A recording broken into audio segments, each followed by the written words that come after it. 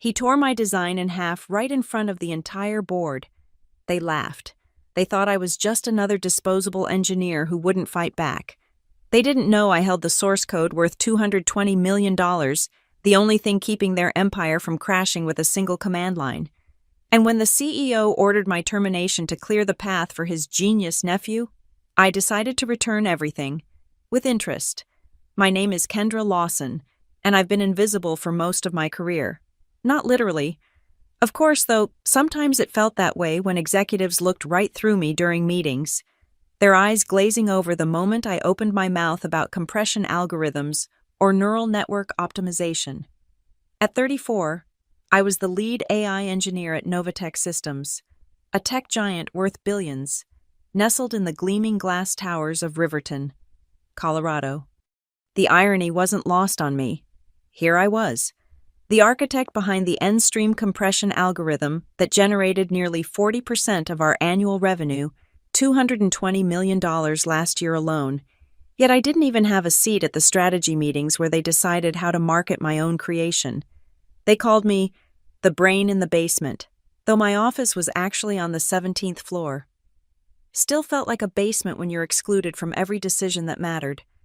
I'd arrive at 6:30 every morning, an hour before the sales team strutted in with their designer coffee and false confidence. The code was my sanctuary: clean, logical, predictable, unlike people, unlike the politics that infected every corner of Novatech like a virus I couldn't debug. My algorithms didn't care that I wore the same rotation of 5 blazers, or that I'd rather spend lunch reviewing commits than schmoozing in the executive dining room. They just worked, brilliantly and profitably. Everything changed the day Tyler Gray walked through our doors. Fresh out of his MBA program, if you could call partying through 2 years at a mid-tier business school. An education, Tyler had one qualification that trumped my decade of experience and revolutionary code. He shared DNA with CEO Ethan Gray. Nephew, to be precise, the kind of nephew who grew up calling his uncle at Thanksgiving to brag about his latest startup idea that would disrupt everything, each one forgotten by Christmas. They gave him the title of product director, which might as well have been future king for how everyone started treating him. Tyler was 28, with perfect teeth, perfectly styled hair, and a perfectly empty understanding of what we actually did at Novatech. But he had vision, he claimed, a new direction for the company that would take us beyond mere compression into experiential data transformation, whatever that meant. I watched from my desk as he toured the floors, glad-handing engineers who'd been solving complex problems since he was in middle school. He wore a $2,000 suit and spoke in buzzword synergy, disruption, paradigm shifts like he was reading from a Silicon Valley Mad Libs. When he finally made it to my corner of the 17th floor, he barely glanced at my workspace, cluttered with whiteboards full of equations and 3 monitors displaying millions of lines of code. "So you're the algorithm person," he said, not even bothering to remember my name. "Uncle Ethan says you've been here forever." 7 years, but who was counting? "We need to talk about modernizing your approach," Tyler continued, perching on the edge of my desk like he owned it, like he owned me. "AI is the past. We need to be thinking blockchain, quantum, maybe some AR/VR integration, real cutting-edge stuff." I bit my tongue so hard I tasted copper. My compression algorithm was the cutting edge. It processed data 50 times faster than our closest competitor, with a footprint so small it revolutionized mobile streaming. But Tyler wouldn't understand that, even if I explained it with puppets and crayons. That night, I stayed until 11:45, not coding, but searching, digging through my original employment contract, my patent filings, every piece of documentation from my first days at Novatech, because I had a feeling, call it engineer's intuition, that Tyler Gray wasn't just another nepotism hire. He was a replacement, my replacement. And if they thought I'd go quietly, they didn't know Kendra Lawson at all. The boardroom smelled like leather and broken dreams. 2 weeks after Tyler's arrival, I was summoned to present my quarterly roadmap, the first time in 3 years they'd actually asked for my input. I should have known it was a trap. I'd prepared for hours, creating sleek visualizations that even a child could understand. The improvements I'd made to EndStream would increase processing speed by another 30% while reducing server costs. It was elegant. It was revolutionary. It was about to be destroyed. As you can see, I explained to the 12 faces around the mahogany table, these optimizations will save us approximately $15 million annually while expanding our mobile market share. Boring. Tyler's voice cut through my presentation like a rusty blade. He was leaning back in his chair, designer shoes propped on the table. This is exactly the kind of dinosaur thinking that's holding Novatech back. The room went silent. CEO Ethan Gray's expression remained neutral, but I caught the slight nod he gave his nephew. Permission to continue the slaughter. Tyler stood up, grabbed my printed presentation from the table, 3 months of work condensed into 20 pages, and held it up like evidence at a trial. This is why we're losing market relevance. Algorithms, compression, optimization. It's all just incremental bullshit. Then he did it. With theatrical flair that would have been comical if it wasn't my career being shredded. Tyler tore the presentation in half. The sound echoed in the boardroom like a gunshot. Then he tore it again and again, until pieces of my work floated down like snow onto the pristine table. Someone laughed, a nervous titter from Jenkins in marketing, then another from the CFO. Soon, half the room was chuckling like they were in on some brilliant joke, and I was the punchline. What we need, Tyler continued, brushing paper fragments off his hands, is revolution, not evolution. I've been developing a new framework, Gray Matter. I call it that will completely reimagine how we approach data. Gray Matter. He'd named his vaporware after himself. Of course he had. I stood there, feeling my face burn while trying to maintain professional composure. My hands shook slightly as I watched months of work scattered across the table like confetti at a funeral. Mine. Tyler raises some valid points. Ethan finally spoke, his voice carrying that false concern executives perfect after years of layoffs. Kendra, we appreciate your traditional approach, but perhaps it's time to explore new directions. Traditional. The algorithm generating $220 million was traditional. With respect, I managed, my voice steady despite the rage building in my chest. NeStream isn't just some legacy code. It's the backbone of our entire operation. Without it, we'd be forced to innovate, Tyler interrupted. Instead of clinging to yesterday's solutions, the room nodded along like bobbleheads on a dashboard. Even Sarah from engineering, who'd celebrated with champagne when we'd first deployed EndStream, avoided my eyes. They smelled blood in the water, and nobody wanted to swim too close to the shark's target. I think we've heard enough, Ethan said, standing to signal the meeting's end. Tyler will be leading the product strategy going forward. Kendra, please make sure he has access to all necessary documentation for EndStream. We'll need to understand it fully before we can transition away from it. Transition away, like my life's work was a bad habit they needed to quit. I gathered what remained of my dignity and headed for the door.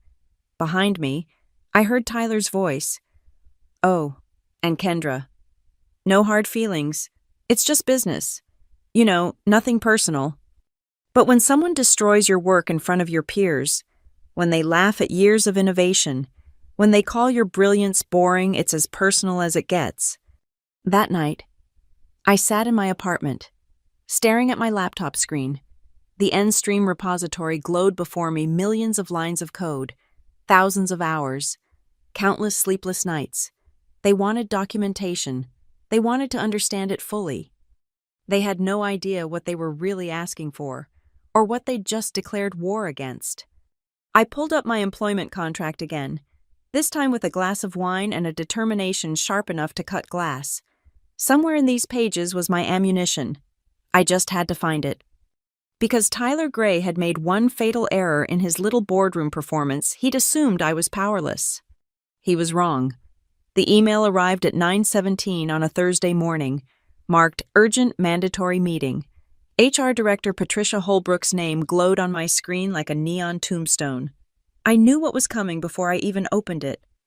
Quick sync regarding organizational restructuring. Conference Room C, 10 o'clock.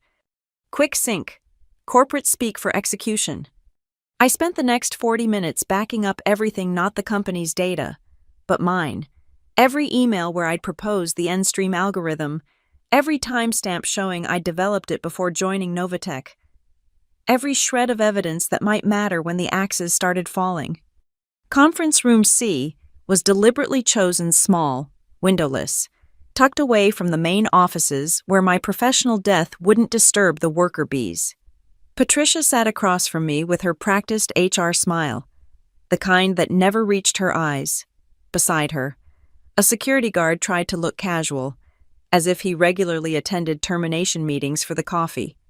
"Kendra, thank you for coming," Patricia began, sliding a manila folder across the table. "As you know, Novatech is evolving its technical direction."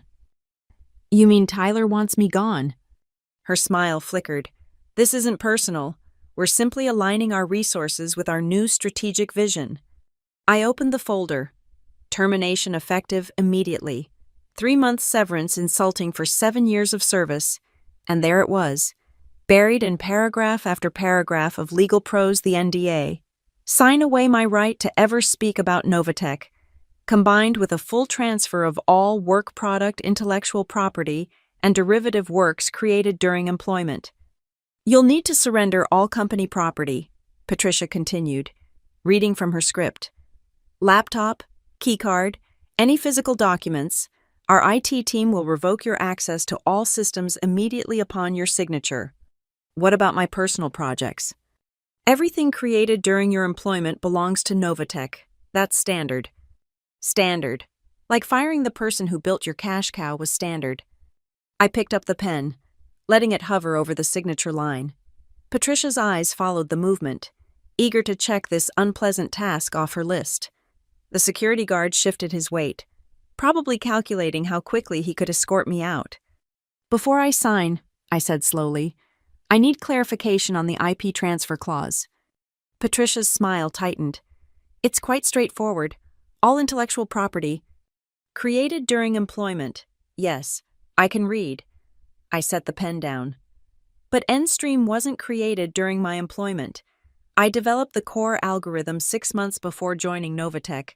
I have the GitHub commits to prove it." The room temperature seemed to drop 10 degrees. That would be a matter for legal to review." Patricia stammered. "It's a matter of fact. I own the patents. I filed them independently." I pulled out my phone, showing her the USPTO filing. "Novatech has been licensing my technology. Check your own contracts, the ones Ethan was too busy to sign properly during the IPO rush." Patricia's face cycled through confusion, concern, and finally, fear. "I'll need to make a call." "You do that. In the meantime, I'll be consulting with my attorney about unauthorized commercial use of my proprietary technology." She practically fled the room, leaving me with the uncomfortable security guard who now looked like he'd rather be anywhere else. 20 minutes later, she returned with General Counsel Richard Steinberg, his face purple with barely contained panic. "Ms. Lawson," he wheezed, "I'm sure we can resolve this misunderstanding." "There's no misunderstanding. You're firing me while continuing to profit from my algorithm. That's theft. Now, let's not use inflammatory language. What would you call it, Richard? When someone takes something that doesn't belong to them and makes hundreds of millions from it." He opened his laptop, fingers flying over keys as he searched through contracts. I watched his face pale as he found what I already knew in their haste to go public. They'd never properly transferred the Endstream IP. The licensing agreement was verbal, a handshake deal between me and Ethan that was worth less than the paper it wasn't printed on. "We need to discuss this internally," Richard muttered. "Discuss all you want, but I checked my watch. 10:52 a.m. Novatech no longer has permission to use my algorithm. I expect all Endstream operations to cease immediately." "You can't be serious." I stood up, leaving the termination papers unsigned on the table. "You wanted me gone. Congratulations, but Endstream leaves with me." As I walked out, I heard Richard's panicked voice. "Get Ethan on the phone, now, and legal, all of them." They thought they were just firing a replaceable engineer. They had no idea they'd just lit the fuse on their own destruction. And the explosion, that would be worth every penny of the $220 million they'd stolen from me. Miles Donovan's office occupied the 32nd floor of a downtown Denver high-rise, all glass and steel with a view that probably cost more per square foot than my annual salary, or former salary. The receptionist had that specific breed of beauty that only existed in law firms, polished, intimidating, designed to make you question whether your case was worth their time. "Ms. Lawson, Mr. Donovan will see you now." Miles himself was nothing like his office, where I'd expected slick hair and a $1,000 suit. I found a man in his 50s with rolled-up sleeves and coffee stains on his tie. His desk was buried under case files, and he had the kind of tired eyes that came from actually caring about his clients.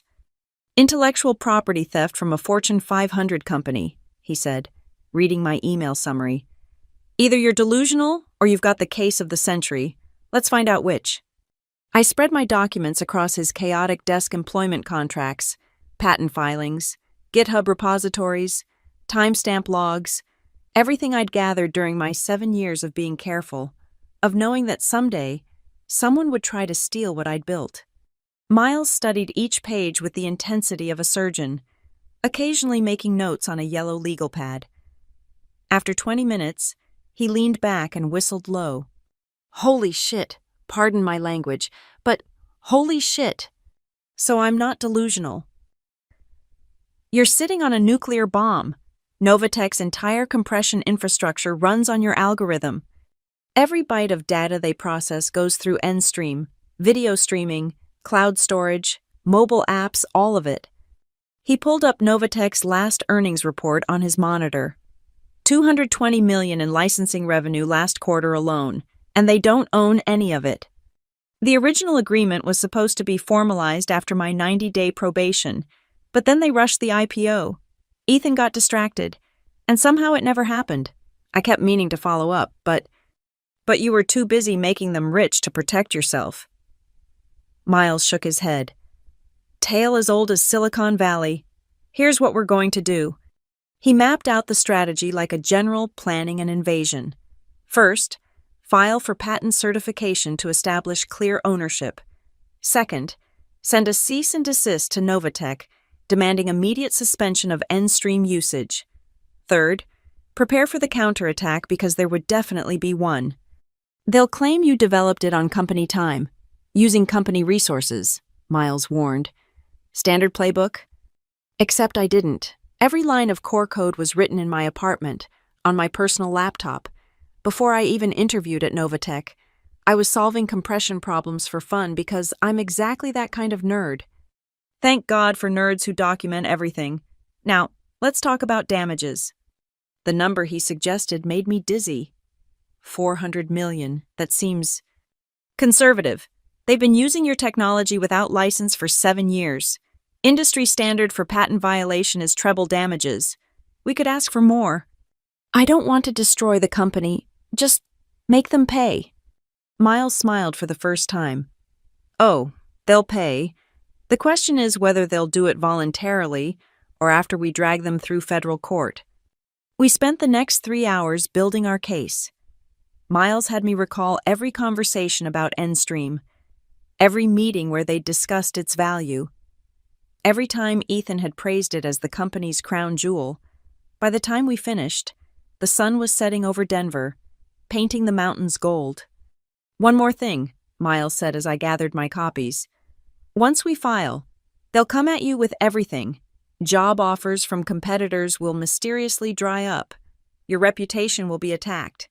They might even try to buy you off with a lowball settlement. Are you prepared for that?" I thought about Tyler tearing up my work, about the laughter in that boardroom, about 7 years of being invisible despite holding up their entire empire. Let them come. That night, I sat in my apartment with a glass of wine and my laptop, watching Endstream process data one last time. My creation, my baby, churning through millions of operations per second, beautiful in its efficiency, elegant in its simplicity. Tomorrow, Miles would file the papers. Tomorrow, the war would begin. But tonight, I allowed myself one moment of sadness for what could have been. If they'd just given me a seat at the table, if they'd just recognized my worth, if Tyler hadn't been born with the right last name. My phone buzzed, a text from an unknown number. Heard you didn't sign the papers. Smart move? A friend. Someone inside Novatech was watching. Good. Let them all watch what happened when you tried to erase Kendra Lawson. The wine tasted sweeter with each sip. The injunction hit Novatech at 7 a.m. on a Monday like a precision missile strike. I knew the exact moment because my phone exploded with notifications, former colleagues, tech reporters, even my mother who barely understood what I did for a living. Everyone had the same question: did you really just shut down Novatech? Miles had warned me to stay off social media, but I couldn't resist checking the company's status page.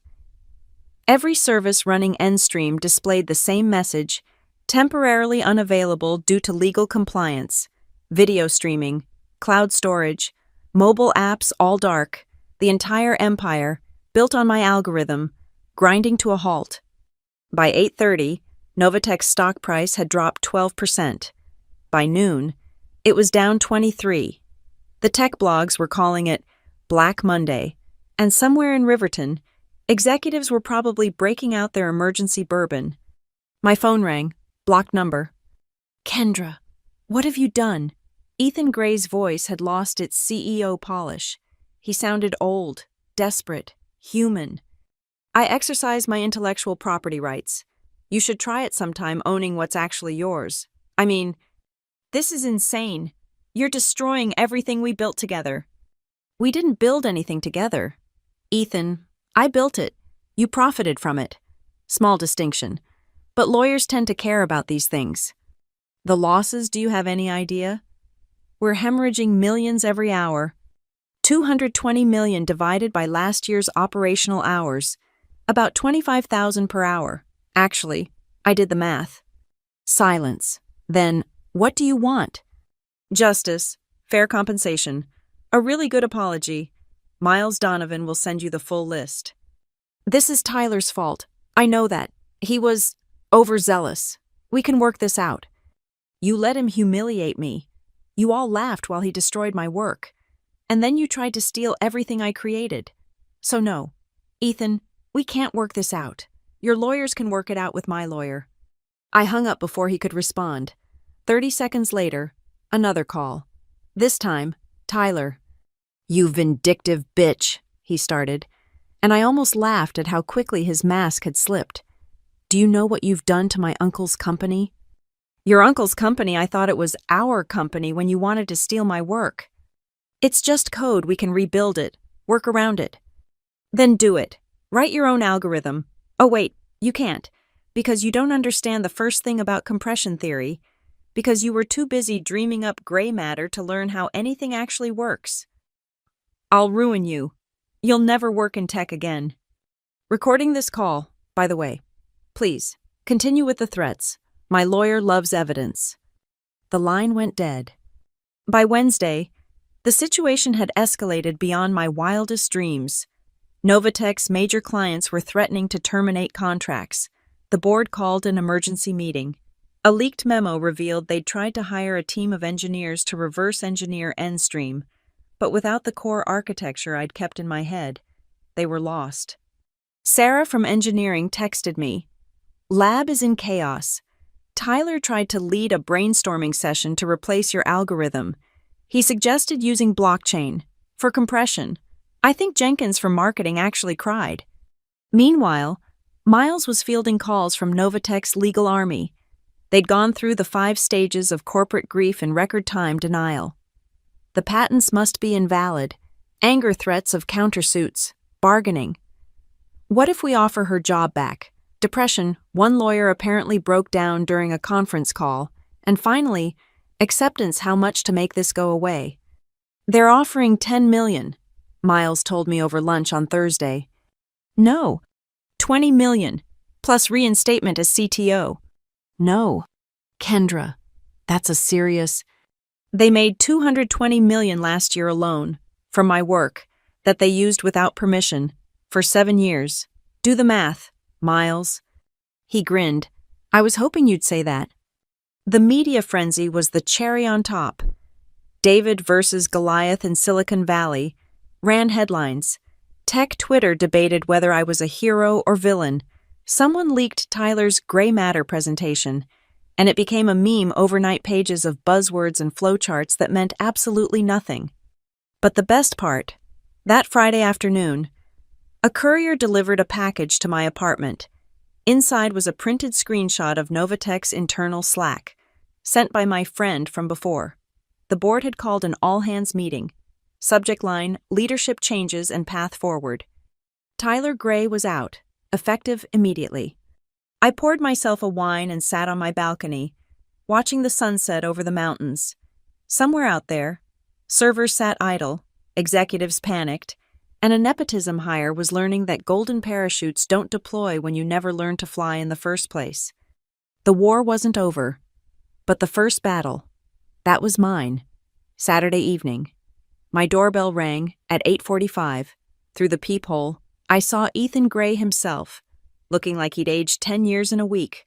No security, no lawyers, just a broken CEO holding an expensive bottle of whiskey. Can we talk, really talk? Against my better judgment, I let him in. He sat on my secondhand couch, in my modest apartment, surrounded by evidence of the life I'd lived while making him rich. The contrast wasn't lost on either of us. I brought Macallan 25, he said, setting the bottle on my coffee table. Figured if I was going to beg, I should bring something nice. I don't think there's enough whiskey in Scotland for this conversation. Ethan. He poured 2 glasses anyway. The board's in revolt. We've lost 38% market value. Goldman Sachs downgraded us to sell. My own investors are calling for my head. And you want my sympathy. I want to understand how I fucked up this badly. He took a long sip. 7 years. Kendra, 7 years you worked for me, and I never saw what was right in front of me. You saw it. You just didn't value it. Not until it was gone. Tyler convinced me you were holding us back, that we needed fresh thinking, new perspectives. Tyler convinced you to give him a job. Everything else was just justification. Ethan's phone buzzed. He glanced at it and winced. Another client threatening to leave. At this rate, we'll be bankrupt by Christmas. Then give me what I'm asking for. The board authorized $50 million. That's our final offer. I laughed. Actually laughed. $50 million. You're still trying to lowball me while your company burns. It's what we can afford without destroying quarterly projections. Your projections are already destroyed. You want to know what this is really about. Ethan, it's not about money, it's about respect. For 7 years, I was invisible. The girl who made the magic happen but wasn't important enough to sit at the big kids' table. And when your nephew decided I was disposable, you let him throw me away like garbage. That's not... Yes, it is. And now you're here, in my apartment, drinking whiskey and pretending we're old friends negotiating a deal. But we're not friends. We never were. I was an asset you forgot to properly acquire. And now that oversight is destroying everything. My phone rang. Miles? Sorry, Ethan, my lawyer's calling. You know, the one who actually listens to what I have to say. I stepped into my bedroom, leaving him to marinate in his whiskey and regret. They've sweetened the pot, Miles said without preamble. 20 million cash, plus a percentage of end-stream revenue going forward. 2%. That's still insulting. It's an opening. But here's the interesting part. I just got a call from a headhunter. 3 different companies want to poach you. They've been watching this situation and they're impressed. You could name your price. Tell them thanks, but I'm busy destroying my former employer. Kendra. I want the emails, Miles, internal communications about replacing me, about Tyler, about Endstream, all of it. That's non-negotiable. That could be ammunition for a wrongful termination suit. Exactly. When I returned to the living room, Ethan had helped himself to another drink. The bottle was already a quarter empty. Your lawyer, he asked. Yeah, apparently.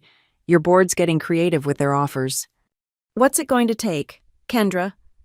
Just tell me, what's your number? I sat across from him, studying the man who'd built an empire on my algorithm. You want a number fine? 100 million cash, 20% of end-stream revenue in perpetuity, and a public statement acknowledging that I created the algorithm and Novatech used it without proper authorization. The board will never. Then you'll never use end-stream again. Simple as that. You're trying to destroy me. No, Ethan, I'm trying to get what I earned. You're destroying yourself by fighting it. He stood to leave, swaying slightly. I need to make some calls. The board meets tomorrow at 10. Tell them hi from me. Oh, and Ethan. Next time you want to negotiate, don't send your nephew to do it first. After he left, I found a text from Tyler. Uncle says you're being unreasonable. This is your fault. You could have just taken the severance like a normal person. I screenshotted it, adding it to my evidence folder. Then I poured myself a glass of Ethan's abandoned whiskey. It tasted like victory and vindication, with notes of corporate desperation. Tomorrow, the board would meet. They'd rage and threaten and finally realize they had no choice. Because I held all the cards now, and unlike them, I knew exactly what my hand was worth. The federal courthouse in Denver stood like a monument to justice, all marble columns and solemn authority. The day of reckoning had arrived 3 weeks after I'd first shut down Endstream. Novatech had finally exhausted their legal maneuvering and faced the inevitable. The courtroom was packed. Tech reporters filled the back rows, their laptops ready to live blog the downfall of a unicorn. I sat at the plaintiff's table with Miles, wearing my best suit, the one I'd bought with my first Novatech bonus, back when I still believed hard work would be rewarded. Across the aisle, Novatech's legal team looked like an army, 12 lawyers in identical black suits, led by a silver-haired shark who'd probably crushed 100 David versus Goliath cases. Behind them sat Ethan Gray, his face a mask of CEO composure that couldn't quite hide the exhaustion. No Tyler, apparently. Being unemployed didn't require court attendance. Judge Martha Chen, no relation to anyone in this story, called the court to order at 9 sharp. Miles stood first, transforming from the coffee-stained lawyer I'd first met into a courtroom gladiator. Your Honor, the evidence is unequivocal. Ms. Lawson developed the Endstream algorithm independently. Before her employment at Novatech, we have GitHub commits, time-stamped notebooks, even emails where she discussed the algorithm with her college professor 6 months before Novatech existed in its current form. He presented each piece of evidence like a maestro conducting a symphony: the development logs, the patent applications, the employment contract with the glaring omission where IP transfer should have been detailed. Furthermore, Miles continued, we have internal Novatech communications acknowledging that Ms. Lawson was the sole creator. I'd like to submit Exhibit 47, an email from CEO Ethan Gray to the board, dated 3 years ago. He read aloud, Kendra's algorithm is the cornerstone of our technology stack. We're fortunate she hasn't realized what she could demand if she ever decided to renegotiate. Ethan's mask slipped, just for a moment, but I saw it the recognition that his own words had become the nails in his corporate coffin. Novatech's lead counsel tried to mount a defense, arguing about implied contracts and work-for-hire assumptions, but every argument crashed against the wall of documentation I'd spent years accumulating. They tried to paint me as a disgruntled employee seeking revenge. Miles countered by showing my performance reviews 7 years of exceeds expectations, until Tyler arrived. The timeline is clear, Miles said. Ms. Lawson was terminated not for performance issues, but to make room for the CEO's nephew, a nephew who, according to Exhibit 63, described Ms. Lawson's groundbreaking work as boring dinosaur thinking. Someone in the gallery snorted. The judge's lips twitched. Then came the moment I'd been waiting for. Miles called for damages. Your Honor, Novatech has profited approximately $220 million annually from unauthorized use of Ms. Lawson's intellectual property over 7 years. That totals $1.5 billion. While we're not seeking the full amount, we believe compensation of $220 million 1 year's worth of profits plus ongoing royalties is more than reasonable. The number hung in the air like a thunderclap. $220 million. The exact amount they'd made last year from my boring algorithm. The judge deliberated for exactly 43 minutes. When she returned, the courtroom fell silent. The court finds in favor of the plaintiff, Kendra Lawson. The evidence clearly establishes her ownership of the N-Stream algorithm and Novatech's unauthorized commercial exploitation of said property. My heart pounded as she continued. Novatech Systems is ordered to pay compensatory damages of $220 million. Additionally, any future use of the N-Stream algorithm requires a licensing agreement with Ms. Lawson at terms to be negotiated. The company is also ordered to issue a public statement acknowledging Ms. Lawson's creation and ownership of the technology. But she wasn't done. Furthermore, the court recommends the Securities and Exchange Commission investigate potential disclosure violations related to Novatech's IPO.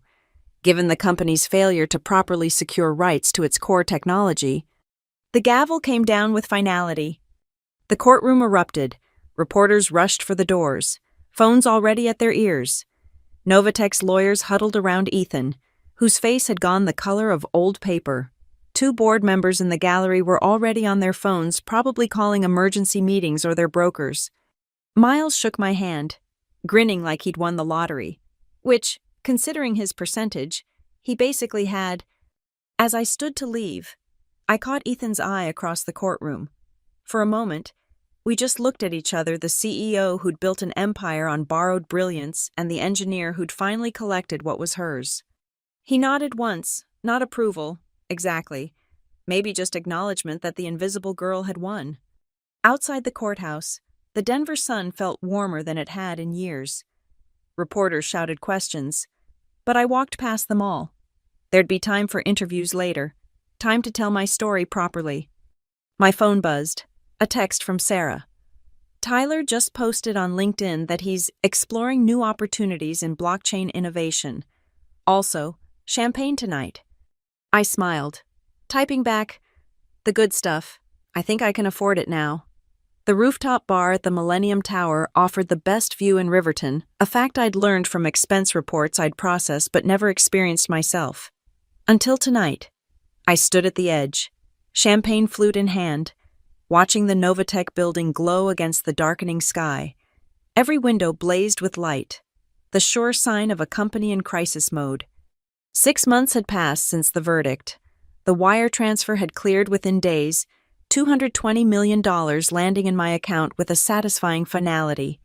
The first thing I'd done was pay Miles his well-earned fee. The second was buy my parents a house. The third was this moment renting the entire rooftop bar just to stand here and watch my former prison from the outside. "You know they're still trying to rebuild N-Stream from scratch," Sarah said, joining me at the railing.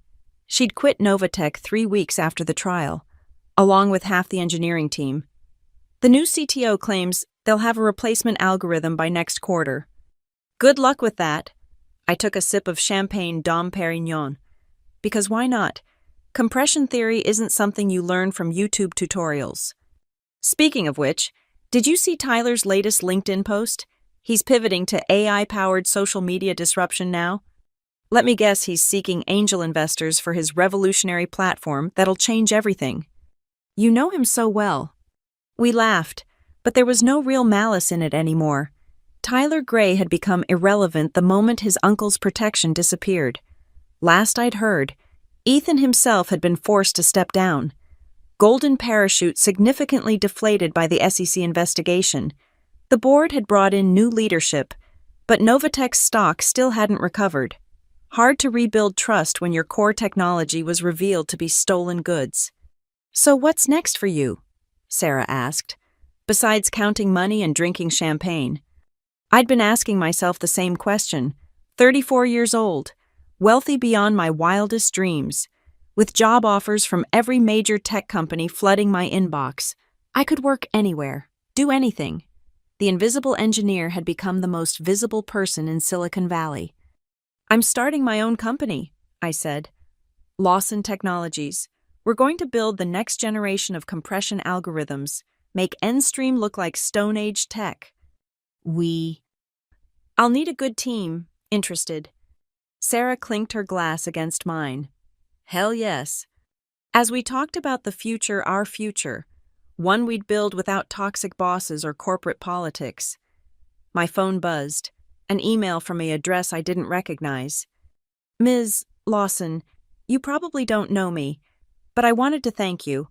I'm a junior developer at a startup, and your story gave me the courage to document my work properly and stand up for my contributions. Today I negotiated my first raise in equity stake. You showed us that our code has value, and so do we. Thank you for refusing to remain invisible. I stared at the message, feeling something shift in my chest. The money was nice. The vindication was sweet. But this knowing I'd helped another developer avoid my mistakes, this was worth more than all of it. The Novatech building continued to blaze against the night sky. Every window a reminder of what happened when you underestimated the quiet ones. They'd thought I was replaceable, forgettable, disposable. They'd laughed when Tyler destroyed my work. Nobody was laughing now. I raised my glass to the glowing tower, a silent toast to lessons learned the hard way. Then I turned my back on it forever, walking toward a future where I'd never be invisible again. Because sometimes the best revenge isn't just success, it's forcing the world to see your worth, one line of code at a time. And the girl they tried to erase, she ended up writing the whole damn story. Thank you so much for listening to this story of revenge, justice, and recognition in the tech world. I'd love to know where you're listening from. Drop a comment below and let's connect. Share our thoughts about Kendra's journey. If you enjoyed this tale of the invisible engineer who refused to stay silent, please hit that subscribe button and give this video a like. And if you really want to help more people discover this story, smash that hype button. Your support helps these stories reach others who might need to hear that their contributions matter, that their work has value, and that sometimes the quiet ones win the biggest victories.